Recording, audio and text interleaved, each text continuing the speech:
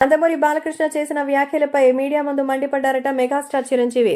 నందమూరి వారసులంటే ఖచ్చితంగా ఎన్టీఆర్ పేరే చెప్తారు కానీ ఇంకా రాని మోక్షజ్ఞ పేరు గురించి ఎవరూ చెప్పరు. అక్కడ అడిగింది కూడా నందమూరి వారసుల గురించి, మరి బాలకృష్ణ వారసుల గురించి కాదు అంటూ క్లారిటీ అయితే ఇస్తున్నారు. అయితే ఎలాగైనా సరే ఖచ్చితంగా అది తినేసి మరి అక్కడ భారీగా అయితే పేరు సంపాదించుకునే వ్యక్తి కాదు మా ఎన్టీఆర్ అన్న. సో ఎన్టీఆర్ అంటే ఒక ఎమోషన్ కాబట్టి ఖచ్చితంగా వాళ్ళందరికీ సంబంధించిన విషయంలో మరి ఎన్నో వివరాలను అయితే ఇందులో పొందుపరచాల్సిన పరిస్థితి అయితే వస్తుందని తెలుస్తోంది. కాబట్టి ఇప్పుడు సోషల్ మీడియాలో సైతం ఈ విషయం ఎంతో సెన్సేషనల్ గా మారుతోంది.